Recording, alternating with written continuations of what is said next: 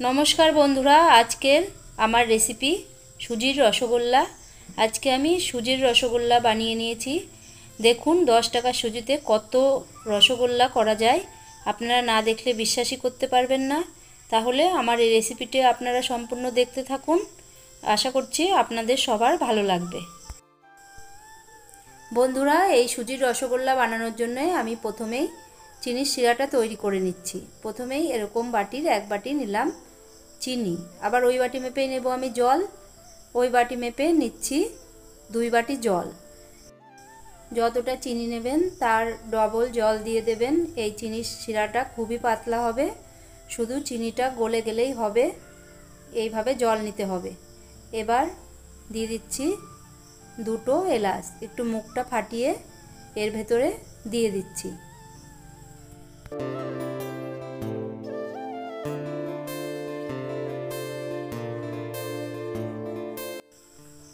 বন্ধুরা চিনির শিরাটি দেখুন ফুটে উঠেছে, চিনিও গলে গেছে। এবার আমি এটাকে নামিয়ে এক সাইডে রেখে দেব। এবার গ্যাসের চুলায় বসিয়ে দিয়েছি একটা কড়াই। এই কড়াইতে এবার আমি দিয়ে দিচ্ছি দুধ। ওই বাটি মেপেই আমি আবার 2 বাটি দুধ দিয়ে দিচ্ছি। 1 বাটি সুজি নিচ্ছি, তার জন্য দিয়ে দিচ্ছি 2 বাটি দুধ। দেখুন 2 বাটি দুধ দিয়ে দিলাম। এবার এর ভেতরে দিয়ে দেব হাফ চামচ ঘি। ঘিটা দিতে হবে, ঘি দিলে খুবই ভালো টেস্টটা আসবে। এবার দেখুন এই ঘিটা ভালো করে আমি দুধের সঙ্গে মিশিয়ে নিচ্ছি। গ্যাসটা লো মিডিয়াম রেখেছি। এবার সুজি আমি অল্প অল্প করে দিয়ে এইভাবে মেশাতে থাকবো। বেশি সুজি একবারে ঢেলে দেওয়া যাবে না, তাহলে দলা পাকিয়ে যাবে। এরকম ভাবে অল্প অল্প করে সুজি দিতে থাকবো আর আমি এইভাবে খুন্তি দিয়ে নাড়তে থাকবো। এভাবে একটা সফট ডো তৈরি করতে হবে। বেশি টাইট ডো তৈরি করলে রস ভেতরে যাবে না আর খুবই শক্ত হবে, খেতে ভালো লাগবে না। তাই এরকম অল্প অল্প করে দিয়ে একটা সফট ডো আমি তৈরি করে নেব। এবার দেখুন সুজি নাড়তে নাড়তে এরকম ঘন হয়ে এসছে। এবার দিয়ে দিলাম আমি 2 চামচ চিনি। এবার চিনি দিয়ে ভালো করে মিশিয়ে নেব। মিশিয়ে নেওয়ার পরে আমি আবারও ভালো করে এইভাবে নেড়ে নেব। এরকম সফটভাবেই নামাতে হবে, বেশি টাইট করা যাবে না, পরে ঠান্ডা হলে আর একটু শক্ত হয়ে যাবে। এবার দিয়ে দিচ্ছি আমি 2 চামচ গুঁড়ো দুধ। গুঁড়ো দুধটা দিলে মিষ্টির টেস্টটা আরও ভালো হবে, তাই গুঁড়ো দুধটা দেওয়ার চেষ্টা করবেন। দেখুন গুঁড়ো দুধ দিয়েও আমি আবারও ভালো করে মিশিয়ে নিচ্ছি। এরকম মেশানো আমার হয়ে গেছে। এবার আমি এই ডোটাকে নামিয়ে নেব। দেখুন বন্ধুরা, দেখেই নিশ্চয়ই বুঝতে পাচ্ছেন যে কতটা সফট আমি নামিয়েছি। এরকম সফট করেই নামাতে হবে, ঠান্ডা হলে আর একটু শক্ত হয়ে যাবে। কিন্তু হালকা হালকা গরম অবস্থায় মিষ্টিটা তৈরি করে নিতে হবে।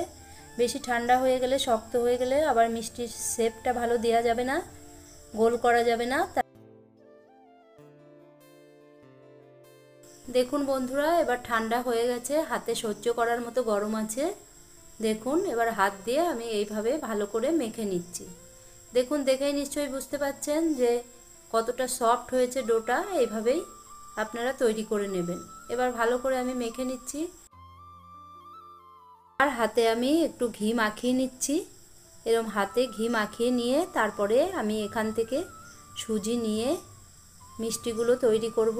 দেখুন এইভাবে নিয়ে আমি হাত দিয়ে প্রথমে এরকম লম্বা লম্বা করে নেব। এবার লুচির লেচির মতো এভাবে কেটে কেটে প্রথমে সবকটা করে নিচ্ছি।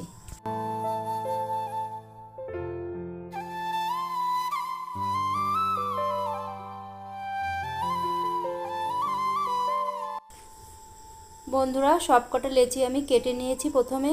এবার এভাবে গোল গোল করে নেব। খুবই প্লেন করে করতে হবে, না হলে ভালো লাগবে না। দেখুন এইভাবে আমি হাত দিয়ে ভালো করে প্লেন করে মিষ্টিগুলো বানিয়ে নিচ্ছি। দেখুন একটা হয়ে গেছে তৈরি করা। এবার আমি থালায় তুলে নিচ্ছি। এবার আমি আর একটা করে দেখাচ্ছি। দেখুন এইভাবে প্রথমে একটু চেপে নিয়ে তারপরে হাতের সাহায্যে এভাবে আমি গোল গোল করে নেব। দেখুন এইভাবে গোল করে করতে হবে। সব মিষ্টি কটাই আমি এইভাবে একে একে বানিয়ে নেব। দেখুন আর একটাও হয়ে গেল, আপনাদের দেখাচ্ছি। দেখুন কত সুন্দর হয়েছে। এবার দেখুন সবকটা মিষ্টি আমি এইভাবে বানিয়ে নিলাম। দেখুন সব মিষ্টি কটা আমার বানানো হয়েছে। এখন থেকেই দেখতে কত সুন্দর লাগছে। দেখুন 10 টাকা সুজিতে কতগুলো মিষ্টি তৈরি হয়েছে। এবার আমি যে শিরাটা বানিয়ে রেখেছিলাম সেই শিরাটা আবার গ্যাসের চুলোয় বসিয়ে দিয়েছি, একটু গরম হয়ে গেছে। এবার একে একে সব মিষ্টিগুলো আমি এর ভেতরে দিয়ে দিচ্ছি। বন্ধুরা, আপনারা যদি হঠাৎ করে মিষ্টি খেতে চান তাহলে এভাবে বাড়িতে বানিয়ে নিতে পারেন। খেতেও কোনো অংশে কমা নয়, খুবই ভালো লাগে খেতে। আপনারাও কিন্তু এইভাবে বাড়িতে বানিয়ে খেতে পারেন। এবার দেখুন ফুটে উঠেছে।